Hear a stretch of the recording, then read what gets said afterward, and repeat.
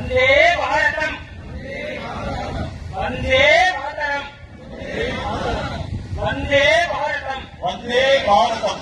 இதுதாங்க நம்மளோட பூஜை எல்லாமே. நம்ம இங்க சான்ஸ்கிரிட்லயோ இது பண்ணியோ நம்ம பூஜை, இதுதான் நம்ம சொல்லக்கூட பூஜை வாக்கியம். இத நீங்க புரிஞ்சுக்கணும்.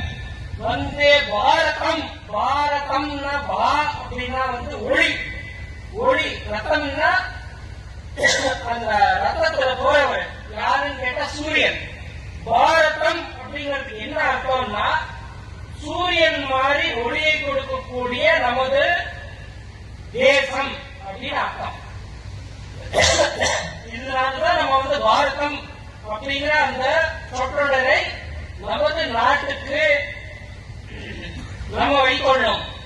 அந்த பண்டைய காலத்திலிருந்தே நாம் அந்த சொற்றொடரை நமது தேசத்துக்கு வைத்துள்ளோம். ஏனெனில் நமது நாடுதான் மற்ற நாடுகளுக்கு ஒளி கொடுக்கிறது. சூரியன் எப்படி மற்ற நாடுகளுக்கு ஒளி கொடுத்துக் கொண்டிருக்கிறதோ அப்படி பாரதம் இங்குள்ள எத்தனையோ பண்பாடுகள், எத்தனையோ யோகிகள், எத்தனையோ இன்னும் நிறைய நிறைய எல்லாமே இன்றும் ஒளியாக உலகத்துக்கு திகழ்ந்து கொண்டிருப்பதால் இதற்கு பாரதம் என்று பெயர். சரி, நம்ம இப்போது வந்தே மாதரம்னு சொன்னோம். வந்தே மாதரம்னா என்னங்க? சும்மா கட்டி போடுற வந்தே மாதரம்னு. மாத்திரம் அப்படின்னா அம்மா, இது எல்லாருக்கும் நமக்கு தெரிஞ்சதுதான். மாத்திரம் என்பது அம்மா என்பது நமக்கு தெரிந்தது. சரி, தேசத்தை ஏன் மாத்திரம்னு சொல்லணும்? நம்ம தேசம் நம்மளோட அம்மா, பெற்ற அம்மா இருக்காங்க.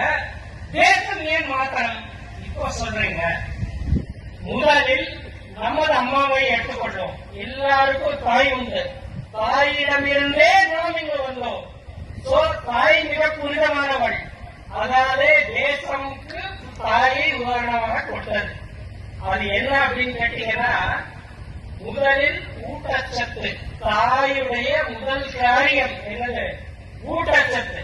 நமக்கு பாலை அவள்தான் குழந்தையாக இருந்த போதும், நாம் சிறிது சிறிதாக வளரும் போதும் ஊட்டச்சத்து டிஃபரெண்ட் அதாவது உணவு பதார்த்தங்கள் எல்லாமே நமக்கு செரிக்கக்கூடிய உணவாக, பிறகு எல்லாம் நமது தாய் நாம் வயிற்றுக்குள் இருக்கும் போதே ஊட்டச்சத்து கொடுத்து வளர்த்தவள் தாய். அதனால ஊட்டச்சத்து அப்படின்ன தாய். சரி, இரண்டாவது தாய்க்குரிய குணம் என்ன? தூய்மை. நம்மளை தூய்மையாக வைத்துக் கொள்ள தாயுடைய உதவி அவசியம். அதாவது சின்ன வயசுல இருந்தே நம்ம சின்ன வயசுல இருக்கும்போது 1, 2 எதுவுமே தெரியாது. எல்லாமே இருக்கும்.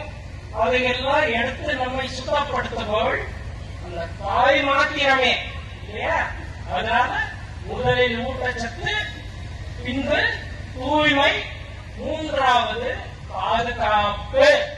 நம்ம ஏதாவது ஒண்ணு வந்துடுச்சுன்னா நம்ம ஃபர்ஸ்ட் ரொம்ப சின்ன வயசுல என்ன பண்ணுவாங்க குழந்தைங்க? தாயோட அந்த முந்தானை விடவே மாட்டாங்க, அதை அழுத்தி பிடிச்சுவாங்க. அது ஒரு செக்யூரிட்டி. அவங்களுக்கு ஒரு தைரியம், பாதுகாப்பு.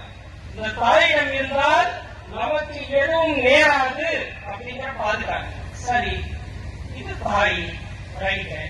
இப்போ வந்தே மாத்திரம் சொன்னோங்க. இது ஒரு நாட்டுக்கு எப்படியா பொருந்தும் அப்படின்னு கேட்டோம்னா, உடல் ரீதியாக நமக்கு தாய் கொடுத்தவை, நம்மை பெற்ற தாய் கொடுத்தவை இது மூன்றும்.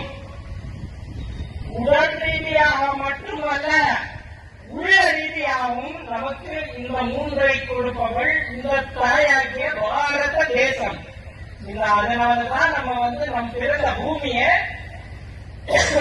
தாயினும் மேலாக கல்வி வழிபடுகிறோம். எப்படி அப்படின்னு கேட்டீங்கன்னா, ஊட்டச்சத்து. நமக்கு பால் கொடுக்குதுன்னா எப்படி கொடுக்குது? அது அந்த புல்லை தின்று, பூமி தரும் புல்லை தின்று, பூமி தரும் தானியங்களை தின்று, மற்றும் நாமும் தானியங்களை ஸ்ட்ரெயிட்டாக பூமியிலிருந்து நேராக எடுத்துக் கொள்கிறோம். நமக்கு போஷாக்கு இப்ப சொல்லாதீங்க, எல்லாம் கறி சாப்பிடுறாங்க. அவங்க பூமியை நம்ப வேண்டியது. ஏயா அந்த கறி எப்படியா வந்தது? அந்த கறி இந்த இந்த கொழுத்து போய் நம்ம மாடுகள் ஆடுகள் இதெல்லாம் சாப்பிட்டு அதை அது அடிச்சு போட்டு அதை தானே பண்ணி சாப்பிடுறோம். விளைவு இல்லா விளைச்சல் இல்லா ஒன்றுமே இல்லை. சோ அதனால அது ரொம்ப முக்கியம். சரி, தாய் நம் பெற்ற தாயை விட நாட்டு தாய் உயர்ந்தவள்ன்றது நமக்கு ஊட்டச்சத்துனால தெரியுது. சரி, தூய்மைன்னு பார்த்தோம். தூய்மை சரி, நம்ம உள்ள நாடு நதிகள் மூலமாக இந்திய நாட்டில் 7 புனித நதிகள் என்று நாம் சொல்கிறோம் இல்லையா? காவிரி, கிருஷ்ணா, கங்கா, கோதாவரி, அப்படி 7 நதிகள் உண்டு. அதை தவறும் நிறைய நதிகள், கிளை நதிகள் உண்டு.